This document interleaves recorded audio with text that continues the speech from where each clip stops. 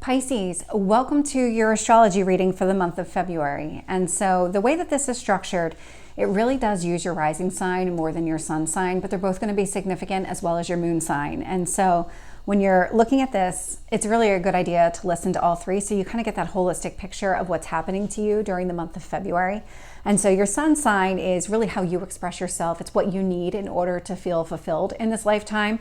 Your rising sign is how other people perceive you. And so if you're not sure what your rising sign is, you do need to know your birth time, your location, and then you can run a free birth chart. It is whatever you see from that ascendant standpoint or the first house. And so that is going to be your rising sign, your zodiac sign for your rising.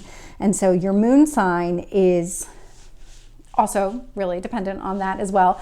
But the moon sign is how you express your emotions. And so that's also something that people don't readily know. And so you will need to run a birth chart for that as well. But talking about February, and so as we start off February, we are sitting in a lot of Aquarius energy. And so leading up to now, on the 20th of January, we had both the sun and Pluto move into Aquarius. And so Pluto moving into Aquarius was a really big deal. It's going to be here roughly for the next 20 years. It's going to retrograde back into Capricorn later this year, but only for a couple months, and then it's back into Aquarius energy. And so what this means for you is that there's going to be a lot of energy around your subconscious, around things hidden. It's your 12th house. It's the house. It is the house of endings, but it is more of that internal. Think of it as like behind the scenes type of energy. And so secrets, again, your subconscious. These would be the things that you maybe do behind closed doors. And so we have right now the sun and Pluto both in Aquarius, and now we add Mercury into the mix. So on February 5th, at 12:10 in the morning Eastern time, so it'll be the 4th for Pacific time the night before. What's going to happen here is now we'll have Mercury with the Pluto and Sun planets all in Aquarius. And so Aquarius is a very liberating type of energy. It is about breaking down structures. That's what that Pluto in Aquarius is doing. It's breaking down any kind of structures that just don't fit. It's allowing you to really think outside the box, be more innovative in your approach to whatever it is that you're trying to achieve. And so that's the Aquarius energy. And so when we have Mercury, well, right away in a conjunction with Pluto. So when Mercury's conjunct Pluto, this is a really transformative energy for you. It's giving you this opportunity to break down any kind of subconscious barriers that you would have put in place and really understanding the why behind those barriers, maybe even talking to somebody about those barriers. And this would have a lot to do with like maybe self-talk or maybe things that you just kept to yourself that for once need to come out into the open. Like repressing, I don't want to say maybe repressing memories, but it would be more of like suppressing your own emotions at this could be a structure that you put in place. You intentionally withheld your reaction to a specific type of situation or to a specific phrasing of words.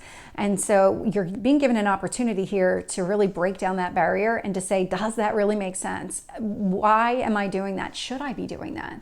Are you compromising too much of yourself? Are you giving too much of yourself in that respect where you're just kind of holding back? That would be this type of energy. And so you're really going to start to understand it and maybe even start communicating, this isn't going to work for me anymore. And so you're going to get more of that energy when Mercury is conjunct Mars.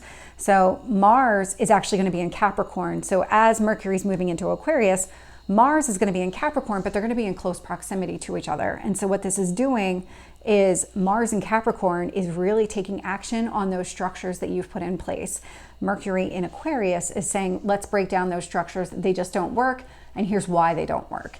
And so Mars in Capricorn is actually sitting in your house of community. And so when it comes to maybe how you behave within the community, maybe things that you've kept to yourself, it would be more things that you kept to yourself. It would be your responses to people in the community. And so again, like what kind of role have you played within your community? And maybe you want to adjust that. We'll also have Mercury square Jupiter in Taurus. And so Jupiter in Taurus is actually sitting in your 3rd house of communication, short distance travel, siblings, but more communication at this point because we've got Mercury sitting in this house of secrets and subconscious. And then we've got Jupiter in Taurus, but in your 3rd house. And so there's this idea about, or this desire to talk about the things that you've kept to yourself, giving you this opportunity to really express it outwardly to other people. Third house would be maybe siblings. Maybe this is a conversation you're going to have with your siblings. Short distance travel might be involved, or just communication in general. The communication that you're going to have is really to grow you in that way. It's meant to grow you as a person. And so there's also Mercury, sextile Neptune and Pisces. And so again, we're talking about Mercury processing information behind the scenes, understanding your subconscious and all of this. And we have Neptune and Pisces, which is about going after your dreams. Neptune and Pisces is you, it's your first house, it is who you are. And so how do you want to be seen? What kind of goals do you have set for yourself? Are they physical goals?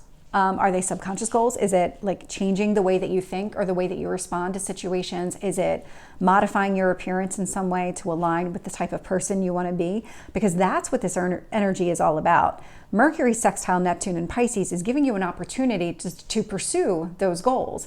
It does require effort on your part. This is an opportunity that does require action, but it will present itself. So that's on the 5th. And then on the 9th, we'll have the new moon in Aquarius. And so that's going to happen at 5:59 p.m. Eastern time. And so when that happens, we'll have Sun, Moon, Mercury, and Pluto all in Aquarius, all in this house of things hidden for you. And so right away, because it's a new moon, we'll have the moon and the sun. They'll actually be at the same degree point in the sky, which means they're going to be at the same place. The energy is going to be really kind of blended together from that perspective. And so this is going to be about expressing yourself, expressing your emotions as they relate to maybe things that you've kept secret. This would be really expressing those secrets that you just can't hold in anymore because it's not for your emotional benefit. You want to have this kind of emotional release. This is that type of energy. We'll also have the sun and moon square Uranus and Taurus. And so Uranus and Taurus, let's start with Uranus. Uranus is a liberating type of energy as well. If you think about it in terms of tarot, it's the Tower card. And so it's about breaking down structure. It's about really stepping outside your comfort zone, removing obstacles and barriers that you probably didn't even realize existed. And so Uranus is in your 3rd house of communication, short distance travel. And so when I look at the sun and moon sitting in your house of things hidden and Uranus in your house of communication, breaking down structures. So this would be any kind of apprehension you would have had, any kind of maybe I'm not good enough to have this type of conversation, or if I tell people what I'm really thinking, what I'm feeling, then they won't think the same way about me. This is going to break down all of those barriers. This is going to give you kind of that opportunity to really speak what you're feeling and do it in a way that feels very authentic to yourself. And so Uranus in Taurus, and so Taurus is a very grounding energy. And so the way that this is going to come off, it is going to be more of that grounded, practical, kind of very reasonable way. I mean, that's not going to be the issue here. This is a square placement or aspect. And so what this really means is that you are going to feel some apprehension in doing this and expressing yourself this way. There are going to be obstacles and challenges. You're really going to have this internal battle with yourself to really kind of make yourself express exactly what it is that you're thinking, what it is that you're feeling. But it is meant to, so that Uranus in Taurus energy is meant to break down any of those barriers that are really holding you back, that really kind of keep you off balance in a way that doesn't allow you to be grounded. And so we'll also have the sun and moon trine south node in Libra. And so again, sun and moon, expressing yourself, expressing what it is that you've been thinking or feeling, and not really that outward expression that you've done in the past. Like this would be that internal expression. And so with that trine, the south node in Libra. So the south node, we are in eclipse season. It's the Aries Libra eclipse cycle. And so this is the south node. So it's the Libra eclipse. 8th house. 8th house is about transformation for you.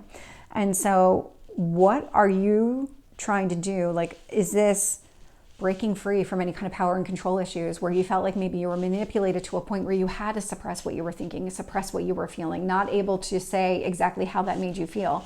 And so this is giving you that opportunity, because it's a trine, this is actually going to flow pretty easily. You're looking to create some sort of balance in your life with that Libra energy, harmonious relationships, those types of conversations where you're really trying to transform and break down some of these barriers that prevent you from having those types of relationships with other people. We'll also have the Sun and Moon sextile Chiron in Aries. So again, Sun and Moon sitting in your 12th house. Chiron in Aries is actually sitting in your 2nd house, which is personal finances, things that you value. And so have you really held yourself back in some sort of way that says you can't have exactly what you want here? Because that's what this energy is all about. Chiron is going to bring some sort of wound to the surface. Aries energy is going to require some sort of action on your part. This is also a sextile, so action's also going to be required. But when it comes to your personal finances, is there a goal that you thought was maybe too far-fetched that you weren't going to be able to achieve it? Because that would be some sort of limiting behavior you put on yourself. The universe didn't do that, you did that. And so it's about breaking down those kinds of barriers here with that new moon in Aquarius energy. We'll also have Mars enter into Aquarius, so that's going to happen on the 13th at 1:05 a.m. Eastern time, and so Pacific will be the night before. And so when this happens, we'll have Mars, Sun, and Pluto all in Aquarius. Mars is actually going to be conjunct Venus when this happens. So Venus is actually going to be sitting in Capricorn. So Capricorn's all about structure. Venus is all about that love, relationships, the things that you value, sitting in your 11th house of community. And so when it comes to the structures that you've put on yourself in your community in order to feel loved, that would be one expression. With Mars sitting in Aquarius in your house of things hidden or your subconscious, this is giving you an opportunity to really adjust the way that you see yourself within the community, or maybe the way that you want to be seen within the community, and really giving you this opportunity, because Mars is action, make those changes that you need to make in order to go after exactly what you want. What types of friendships do you want? Have you held yourself back in any kind of way from that type of community environment? Mars square Jupiter in Taurus is also going to happen here. And so we've got Mars, again, sitting in Aquarius in your 12th house. So this would be those liberating changes that are going to happen internally as it relates to Jupiter in Taurus. And so Taurus, again, in your house of communication, siblings, short distance travel. Jupiter is in the mix here. And so Jupiter is actually going to bless this. Jupiter is all about expansion and growth. It's the most benefic planet out there. And so when this comes into the mix, it's going to really put a positive spin on everything. And so when it comes to the communication that you want to have, this is going to be very expansive communication, very liberating type of communication, because again, with the Mars in your 12th house, you're really going to start to express exactly what it is that you're thinking, what it is that you're feeling. Mars is also going to be sextile Neptune and Pisces during this time. And so again, we've got taking action when it comes to your subconscious and maybe changing the way that you behave in that respect, and how that relates to Neptune and Pisces. So Neptune and Pisces would be your first house.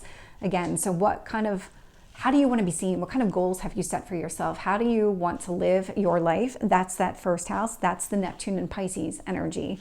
And Neptune is the ruler of Pisces, so it's really just that energy amplified. And so you are being given an opportunity here to modify who you are, the way you are, and put yourself out into the public light in a different way. Really communicate differently and really show people that those innermost secrets that you carry around, the way that you really want to respond to situations, or the way you really feel and think about a certain situation or people or whatever it is. With Mars conjunct Pluto at this time as well, so there's going to be a lot of changes. They are going to be liberating changes. It's going to feel very different than what you're used to, because this would be that out-of-the-box, innovative, no experience doing this type of energy. And so I do love to see that, because there's a lot of transformation happening within yourself, but it's not just within yourself. It's happening outward as well. And so that was Mars entering Aquarius. What you're going to find is some additional layers to this when Venus enters Aquarius. And so now when Venus enters the mix, we'll have Pluto, Mars, Sun, Venus, and Mercury all in Aquarius, all sitting in your house of secrets and things hidden. And so Venus is entering into the mix. The Sun is getting ready to move into your sign because you're about to have a birthday. And this is creating a little bit of friction between what it is that you value, what it is that you want from like maybe a love and relationship standpoint, and the Sun, what you need in order to feel fulfilled. And so this is a friction. This is not a major transit by any means. So it might not even fully register for you, but it is going to be there. Just if you notice it, it's not going to be a major aspect. Venus is going to be trine the moon in Taurus. And so Venus sitting in your 12th house We've got the moon in Taurus in your third house again. So when it comes to your communication, now we've got the moon in Taurus. And so really expressing what it is that you want, what it is that you value, expressing your love, the way that you feel about things, the way that you want things to be. Venus is all about relationships and love and beauty and value and all of those kind of empress qualities. And so when you look at Venus, which is the ruler of Taurus, that is the empress energy. And so when you look at these two together, it's really about taking that internal, what it is that you want and value, and communicating it outward. And so that's what this is doing here. Aquarius is actually liberating you from any kind of restrictions that you might have put in place that really held you back from expressing your true self. We'll also have Venus conjunct Mars. And so now they're actually going to be in the same house. They are sitting in your house of things hidden, secrets, your subconscious. But in order for you to get what you want here, Mars requires you to take action. So the energy here is going to be very blended. So the actions that you're going to be taking, not only are they going to be liberating with that Aquarius energy, but they're going to align with what you value, what you want, how you love other people, what kind of love you want to receive. Venus is our love language. And so really understanding all of these and how they relate to you, and maybe the things that you're trying to change internally for yourself in order to move forward. And again, with Venus conjunct Pluto, this is going to be that liberating, transformational type of energy, because Pluto is transformation and Aquarius is liberating. So it's definitely going to feel very different than what you're used to.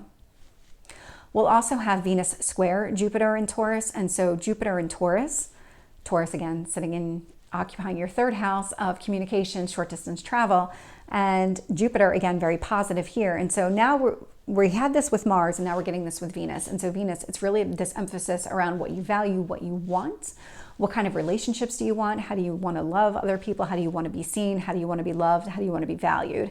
And so these are going to be the types of communications that you're going to have here, because Jupiter wants you to grow. It wants you to express yourself in this way to other people.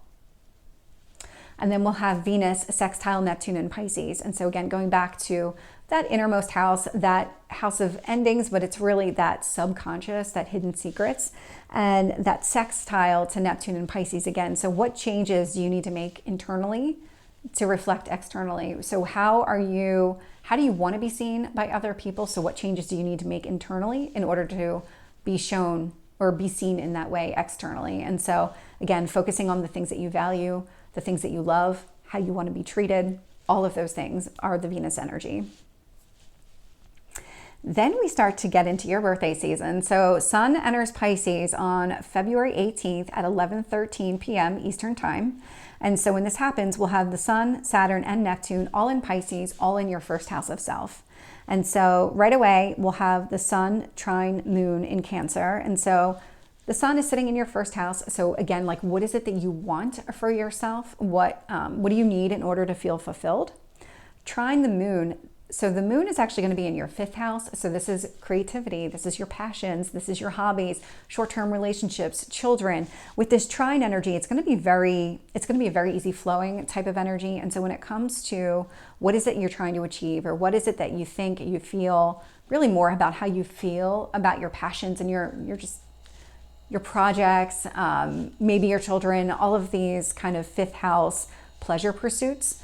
How do you feel about those? What do you want to do with that type of energy? Because it is Pisces energy. You are all about dreams. And so what is it that you're trying to achieve here?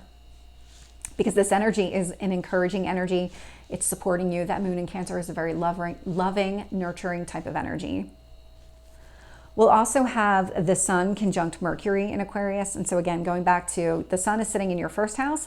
Mercury in Aquarius is sitting in your 12th house. And so again, we're seeing this kind of combination of your physical body and your internal being trying to come into some sort of alignment here, and really trying to make those internal changes to have this outward reflection that you want for yourself. And so again, like, how do you want to be seen by other people? What do you need to do in order to change yourself internally to be seen that way? Is it a change in behavior, thought process? What is it that needs to change here?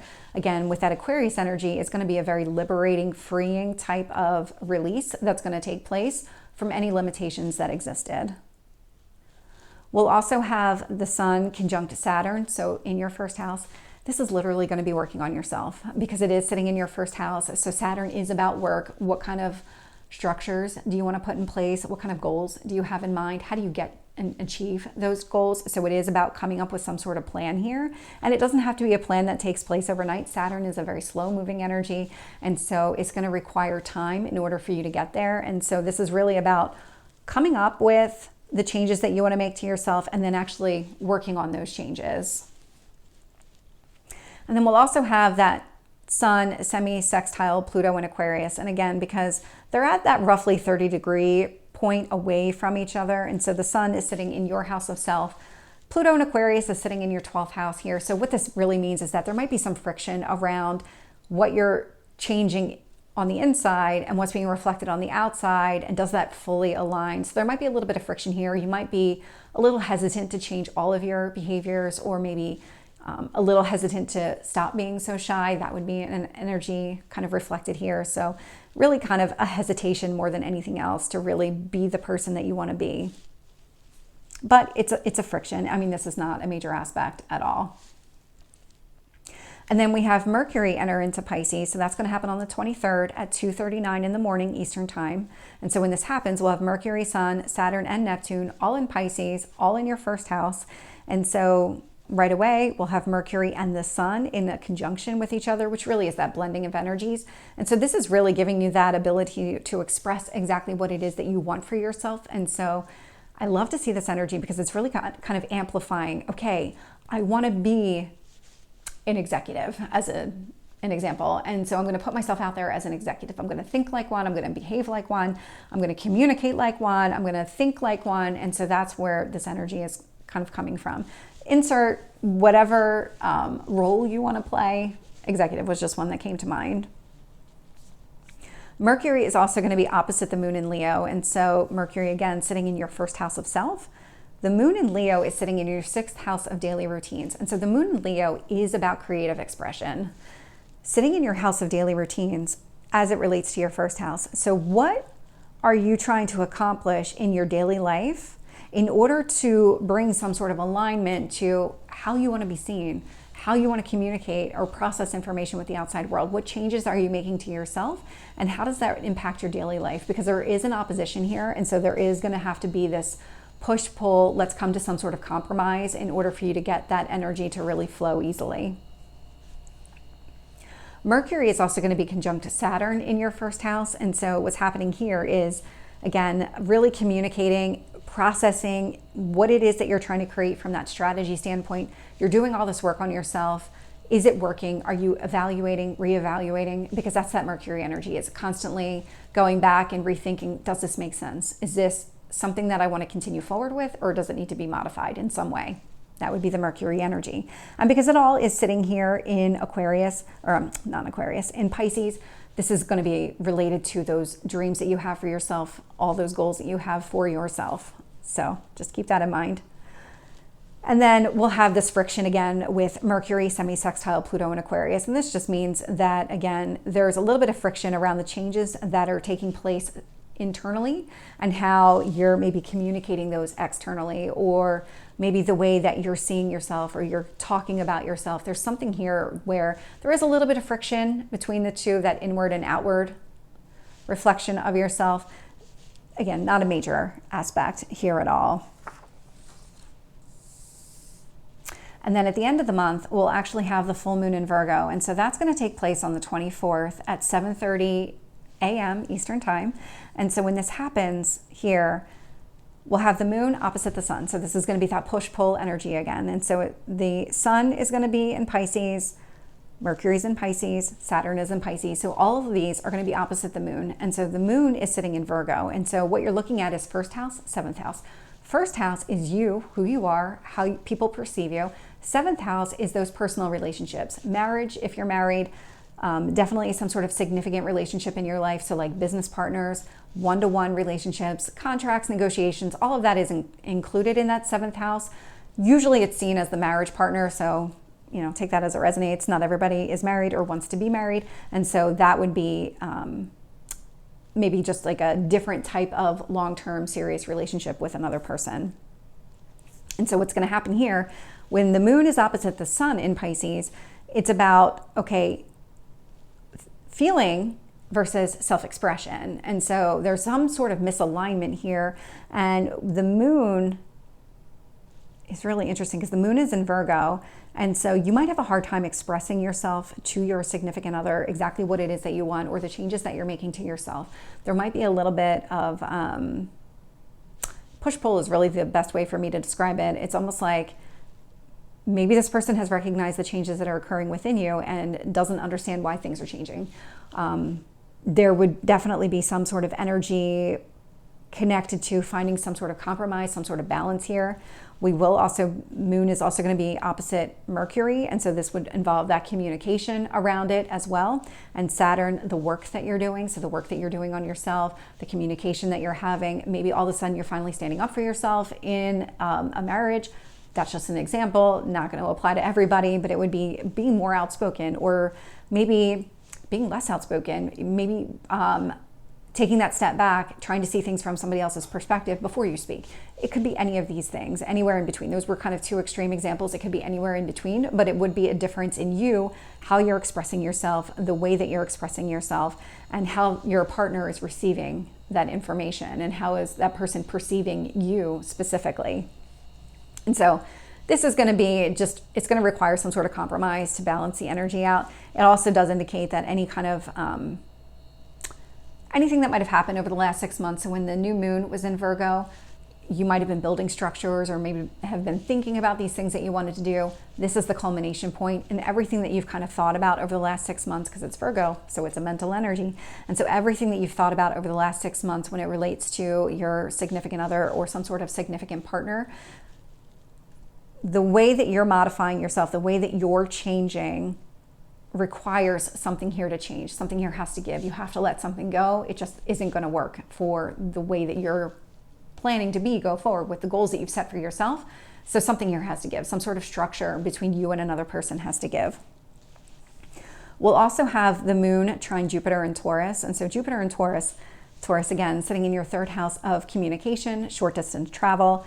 Jupiter wants to expand and grow and just really kind of aid in this entire conversation, because the moon is still sitting in your seventh house. And so what we're looking at here is, as you're growing and as you're communicating this outward, specifically to somebody that is significant to you, so like again, a significant other, a marriage partner, a business partner, whomever that is, this is going to be actually a positive encounter. With that Jupiter energy, it's blessing this conversation. It's indicating that you need to grow, and the changes that you're making for yourself and the way that you're expressing yourself is meant to grow you as a person, but also within this connection as well, because these changes aren't going to be in isolation. It is going to have an impact on other areas of your life. And so with the moons in Virgo, Jupiter's in Taurus, these are both earth signs. So this is very grounded, very practical, very reasonable energy. And so that is the full moon in Virgo, and that is actually your February forecast. So Pisces, if this resonates, please like, share, and subscribe, and I will see you next time. Take care.